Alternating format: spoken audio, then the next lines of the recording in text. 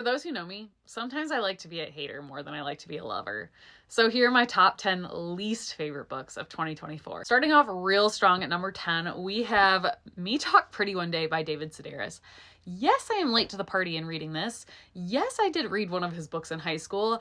And yes, I still dislike him as much as I disliked him back then. I thought maybe just my tastes weren't mature enough to appreciate his type of humor back in the day, but no, I still think David Sedaris is seriously unfunny. He has some serious problems with narcissism, and he loves to elevate the fact that he is not that smart, which I just don't find charming, or also really likes to disparage people and also lift up other people that disparage people. And I just can't really get behind that sense of humor. His style of writing reads really disingenuous.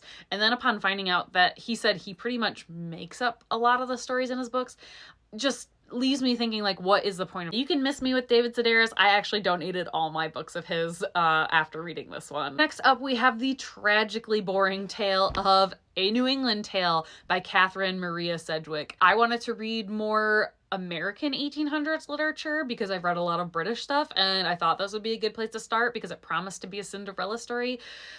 When I tell you I fought sleep every stage of this book, I mean it. And this is a very short book. The inside introduction explains that this was actually like a religious tract turned fiction, and you can definitely tell. For most classics, I can find something nice to say about them and why they reside in the sphere, and this one I got nothing. At number 8, we have another classic, a little bit closer to modern day. We have The Prime of Miss Jean Brodie by Muriel Spark. Someone told me they cried at the end of this book. And I just want to say, are you okay? Because when I say there's absolutely nothing to cry about in this book, I couldn't be more serious. Ultimately, I just have to assume I did not understand what Muriel Spark's purpose was in writing this book. If it was to change a character from being kind of likable to unlikable by the end, I just disliked Miss Jean Brodie from the beginning. She is a terrible person, and it is not shrouded at all. Neither is the mystery of her betrayal. Like, you're kind of told pretty much up front that she gets betrayed, and by who. Really couldn't tell you what the purpose of actually completing this story was.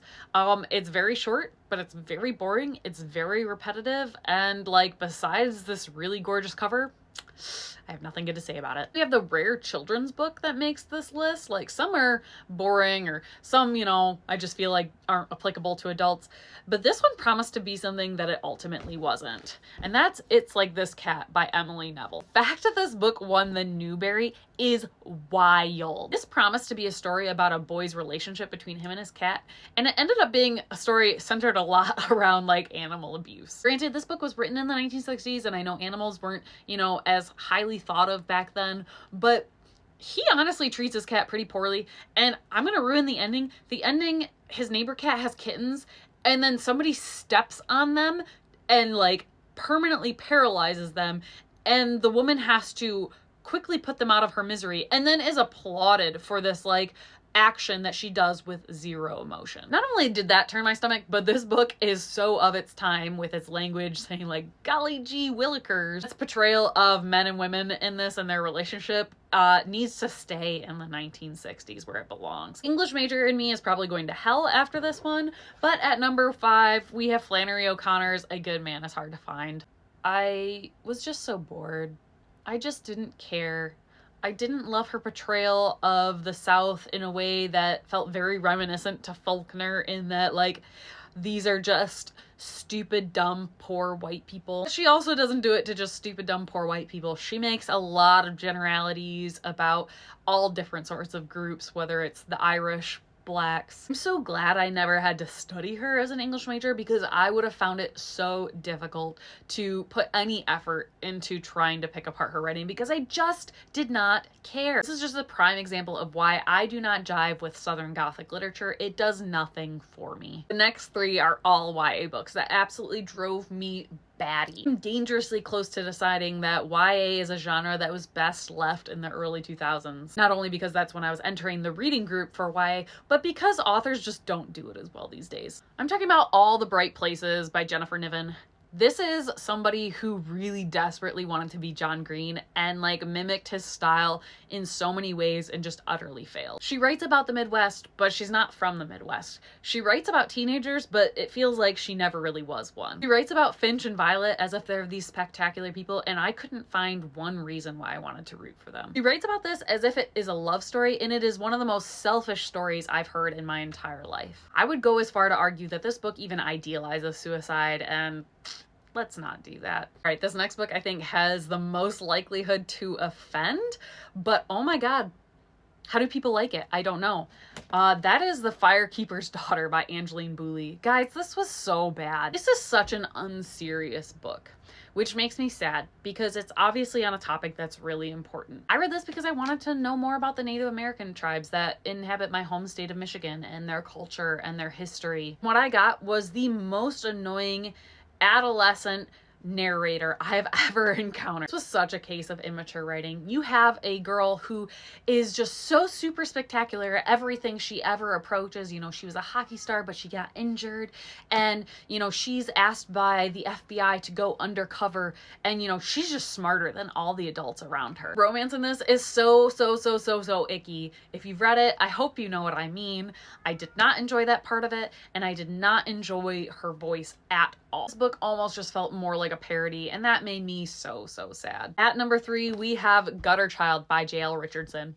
So I've mostly blocked this book completely out of my memory because it is so bad. The writing is bad, the plotting is bad, the characters are bad. One of those head scratcher books where you're like, I'm not really sure how this got published, which is sad because the idea of this book is what drew me in. Most of the time, I think Goodreads reviews are way more positive than they should be, and honestly, the reviews for this were pretty negative. At number 2, we have Vox by Christina Dulcher.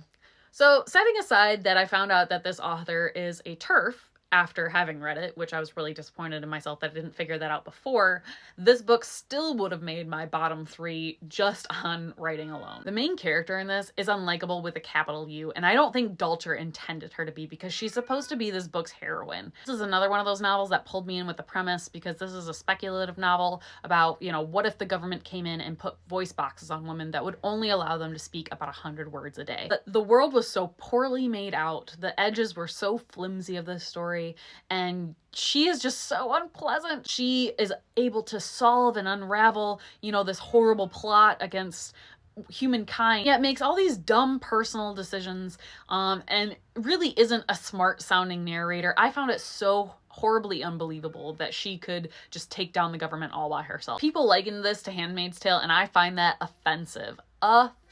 Coming in at number 1, I really hate rich white people problems. I could not give a rat's ass what you are going through when you are that privileged. That is My Life with Bob by Pamela Paul. This is the book that solidified my decision to stop listening to What Should I Read Next by Anne Bogle, because she constantly puts these books out there about rich white people problems. The problem is they are never advertised as such. Bob is supposed to be an acronym for a book about books, but this book is not about books. Sure, there are some name drops, there are some books woven into her life experience, but it is about her life experience. I can't believe I finished this book all the way through. In the future, I will be DNFing books like this.